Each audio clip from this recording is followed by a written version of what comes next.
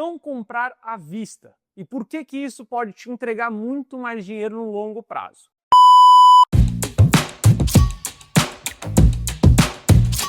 Olá, sejam muito bem-vindos para mais um vídeo aqui do canal. E hoje eu vou mostrar uma oportunidade que está tendo agora que pouca gente consegue entender, mas quem aplica ganha muito dinheiro. E para a gente já começar sem enrolação, eu vou mostrar a lousa aqui para vocês. Existe muita discussão sobre como que a gente deve comprar imóveis. Inclusive existe mais discussão ainda se vale a pena comprar imóveis, se não vale a pena. Mas eu vou te mostrar uma ferramenta que pode ser muito útil, uma linha de raciocínio que pode te ajudar a construir muito patrimônio.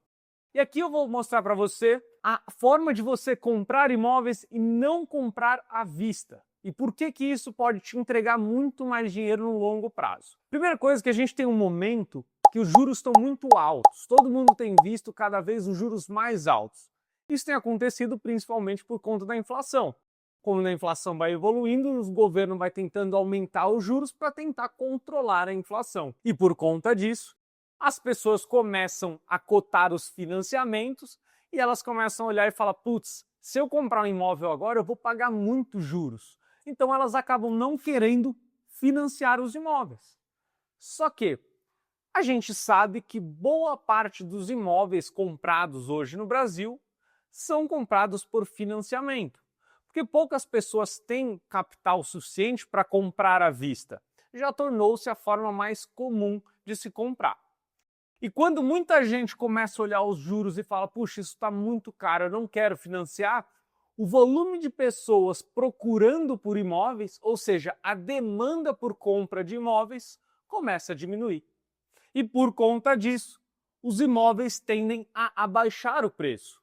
Imagina que você tenha 3 apartamentos no mesmo prédio vendendo. E o número de pessoas que começam a visitar esses imóveis querendo comprar cai. Isso significa que um dos proprietários que está com mais urgência de vender, ele já anuncia por um valor menor, para fazer com que o seu imóvel fique mais atrativo e venda mais rápido. Então é isso que acaba acontecendo por conta da oferta e demanda. Uma demanda menor por imóveis faz com que as pessoas abaixem os preços, principalmente quem tem mais urgência, né? E um terceiro aspecto que os juros altos acabam fazendo é a remuneração mais alta. Então quem tem dinheiro consegue uma remuneração mais alta sobre o próprio dinheiro. Então é como se o seu estagiário, o seu funcionário, que é o seu dinheiro trabalhando para você, conseguisse performar melhor. Então muita gente quem tem dinheiro começa a ter mais remuneração. Então isso acaba gerando uma série de oportunidades. Imóveis com preços menores, menos pessoas querendo financiar e uma remuneração alta sobre o seu dinheiro. E aí, o ponto é que muita gente não enxerga o poder da alavancagem nesse cenário. E eu vou dar um exemplo prático aqui para vocês. Imagine que você queira comprar um imóvel de 500 mil reais. E aqui eu estou usando o número redondo para ficar mais fácil da gente fazer esse estudo. Pode ser com 1 milhão, pode ser com 200 mil, pode ser com 650 mil.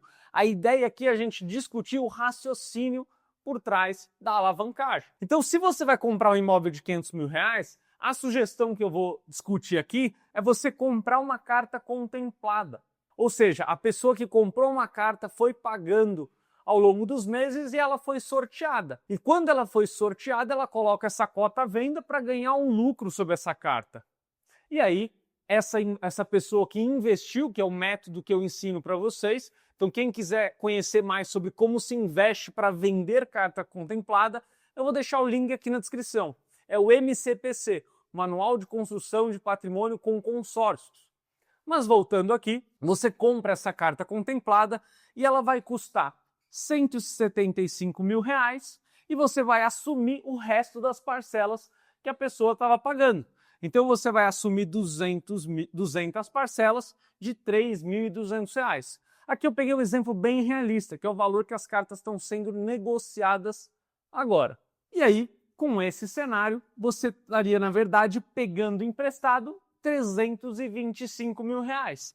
E você pagaria essa dívida em 200 parcelas de R$ 3.200 a um custo efetivo total de 0,77% ao mês.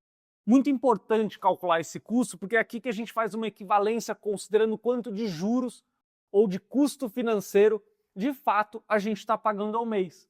Eu vejo muita gente fazendo a conta do consórcio, simplesmente considerando a taxa e dividindo pelo número de meses. Essa conta está errada. Essa é a forma correta. Inclusive, eu tenho um vídeo aqui no canal explicando como usar a calculadora financeira para chegar nessa conta. E aí você consegue calcular o custo da sua carta ou da análise que você quiser fazer. Eu vou deixar aqui na descrição também para que você consiga acessar, caso isso faça sentido para você. Mas enfim, voltando à linha de raciocínio, se eu queria comprar um imóvel de 500 mil reais e eu dei 175 mil de entrada, significa que sobrou no meu bolso 325 mil. Com esses 325 mil, eu consigo investir esse dinheiro. E hoje em dia não está sendo raro a gente encontrar investimento com 0,9% ao mês líquido. Inclusive até mais do que isso.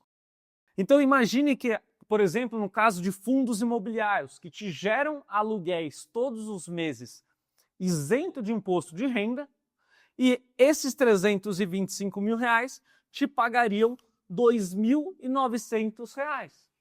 O raciocínio que você fez foi o seguinte: eu quero comprar um imóvel, mas eu não quero pagar ele sozinho. Eu vou pegar uma parte do meu dinheiro, colocar para trabalhar e a remuneração desse meu dinheiro trabalhando eu uso para pagar a parcela. Só que isso é uma oportunidade que acontece quando os juros estão altos, porque a remuneração sobre os investimentos aumenta. Então, esse é um momento que quanto mais rendimento a gente tem, melhor esse nosso funcionário, esse nosso escravo consegue trabalhar e nos dar mais remuneração. Por isso que os juros altos abrem novas oportunidades. Aqui eu até aproveito para explicar por que muita gente na internet defende que você não deve comprar imóveis, mas sim morar de aluguel. Imagina que você tenha 500 mil reais. Se você morar de aluguel nesse imóvel aqui, você vai pagar R$ 2.500 de aluguel. Só que esses 500 mil reais conseguem render 0,9%, 1%, por exemplo. Então daria 5 mil de renda. Por isso que as pessoas defendem que é melhor você morar de aluguel, pagar os 2.500, do que descapitalizar esse dinheiro, que vai te economizar apenas o aluguel com um valor muito menor. Claro que aqui tem a valorização do imóvel, tem uma série de questões, mas eu só quis mostrar na prática o porquê que as pessoas defendem que é melhor morar de aluguel. E essa não é exatamente a minha opinião. Mas seguindo aqui a linha de raciocínio, qual que é o resultado dessa operação que você vai fazer? Então você deu 175 mil de entrada e assumiu 200 parcelas. Só que do seu bolso, o que vai sair de fato? 3.200, mas, que são as parcelas que você assumiu, mas você terá R$ 2.925 do rendimento do seu dinheiro trabalhando. Então, na prática, você só vai pagar 200 parcelas de R$ 275. E aí esse imóvel, depois desse período, vai ter custado 230 mil. Lembrando que você negociou ele a um valor de 500 mil reais. E sem contar que, no final desse período, você vai ter o imóvel quitado e também vai ter o valor investido, porque o seu dinheiro vai ser mantido. Aí você pode me falar assim: poxa, mas Nicolas, a parcela do consórcio ela é reajustada todo ano pela inflação. Tá certo, é isso mesmo. Só que os aluguéis dos fundos imobiliários, por exemplo, eles também tendem a se reajustar.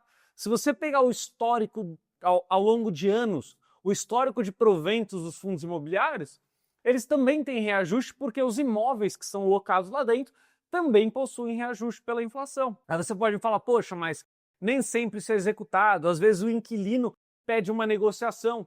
Tudo bem, vamos supor que essa conta fique pior.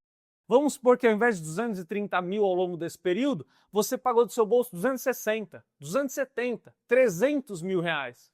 Não tem problema. Ainda assim é muito melhor do que você pagar os 500 mil.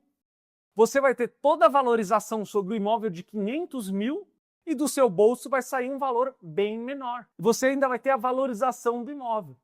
Por isso que a gente acaba usando a ferramenta de alavancagem, ou seja, você pega um dinheiro barato emprestado, põe o seu dinheiro para trabalhar e com o rendimento desse dinheiro você paga o imóvel. A gente faz isso de uma forma muito parecida quando lá no MCPC, no Manual de Construção de Patrimônios com Consórcio, a gente compra imóveis com cartas que demoram mais para contemplar, coloca para alugar, o inquilino paga a cota de consórcio e você vai para o próximo imóvel.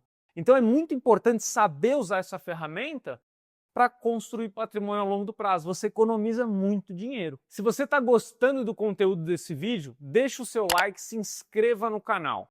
E eu gostaria de fazer uma pergunta para você. Você já tinha pensado, já tinha ouvido falar de alavancagem dessa forma que eu estou te apresentando? Deixa aqui nos comentários que eu vou gostar muito de saber se foi útil esse vídeo para você. Até o próximo vídeo. Tchau, tchau.